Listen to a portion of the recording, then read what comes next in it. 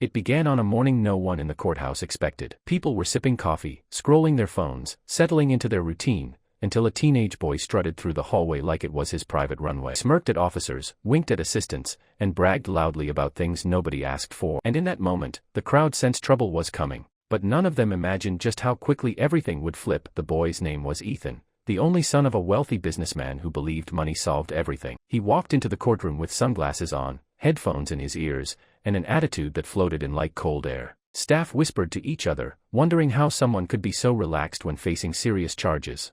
But Ethan didn't care, not even a little. His father had always shielded him from consequences, so he believed today would be no different. When the judge entered the room, people rose respectfully. Everyone except Ethan, who stood slowly and dramatically, as if honoring someone was optional for him. Judge Mariah Carter, known for her calm intelligence and unwavering fairness, observed him with steady eyes. Raise her voice. Didn't show irritation. But she saw everything, the arrogance, the assumption, the entitlement. As the hearing began, Ethan leaned back in his chair, speaking out of turn, joking with his lawyer, and rolling his eyes whenever the judge addressed him. His attorney quietly begged him to behave, but Ethan only smirked. He had no fear of rules because he'd never faced a real one. Then, when Judge Carter asked him a direct question, Ethan scoffed and mumbled something under his. People turned, brows raised. Judge Carter calmly asked him to repeat it. Ethan grinned and said loud enough for the room to hear, "Why should I answer you? My dad can buy you." A stunned silence filled the courtroom. Audacity shocked even those used to dramatic cases. Ethan laughed as if he had said something clever. Judge Carter did not flinch. She simply folded her hands, looked directly at him,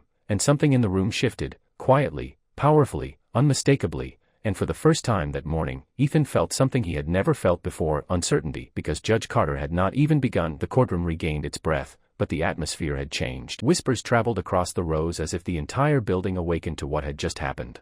Judge Carter remained composed, but the stillness in her posture carried weight. She asked Ethan's lawyer to approach the bench, and her calm voice held more authority than any raised tone could achieve. Ethan's attorney apologized repeatedly on his client's behalf. He explained that Ethan was immature, inexperienced, and misguided, but Judge Carter simply nodded. She knew this situation wasn't about an insult, it was about a pattern. She had seen young people like Ethan before, confident in disrespect because consequences had never touched them. Yet she also believed strongly that people could change if they were shown a truth they couldn't ignore. She turned her attention back to Ethan. "Stand," she instructed softly. Ethan sighed dramatically, dragging his feet as he rose. Judge Carter didn't match his energy. She simply began asking him questions, not about the case, but about his life, his choices, responsibilities, his future. And with every answer, Ethan revealed more than he realized: how little he understood the world, how much he relied on his father's influence, and how disconnected he was from respect. But instead of scolding him, Judge Carter did something unexpected. Paused, then asked the officers to escort in a young man, someone Ethan didn't recognize. The young man walked with calm confidence. When he spoke, his voice carried quiet sincerity. He explained how he once had the same attitude Ethan had now, believing wealth could erase mistakes. But his story took a turn. His family's finances collapsed, and suddenly he had nothing, no support, no shortcuts, no protection. He had to rebuild everything from the ground up. And he did, with humility. With effort. Discipline. Ethan shifted uncomfortably as he listened.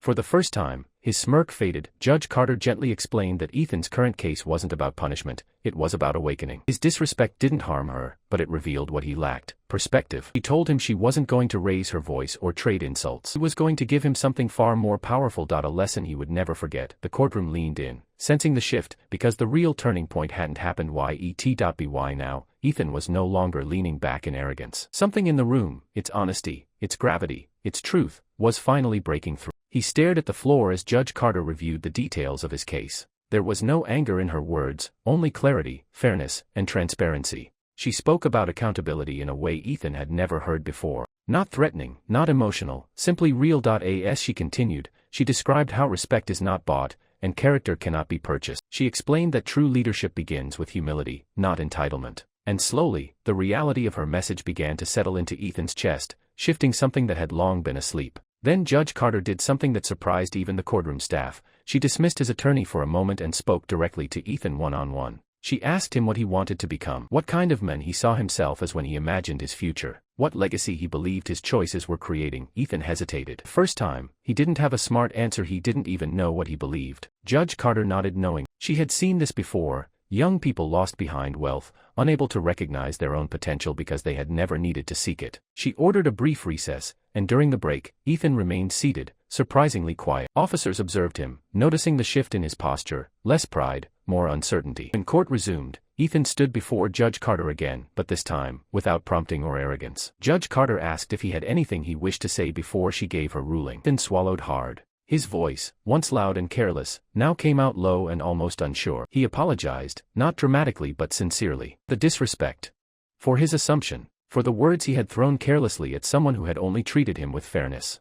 People in the audience exchanged glances. No one expected Ethan to show this kind of honesty. The chapter wasn't complete yet, because Judge Carter was about to deliver a ruling that would change everything, not just for Ethan, but for the entire courtroom watching. When the final chapter began, the courtroom felt different, quiet, attentive, almost reflective. Ethan stood waiting, his hands clasped, his shoulders no longer raised in defiance. Carter took a moment before speaking, letting the seriousness of the moment settle. She explained that public disrespect toward the court was not something she overlooked. She also recognized something rare, a genuine shift in Ethan's behavior. And because of that, she was choosing a path not of punishment, but of transformation. Her ruling was firm but fair.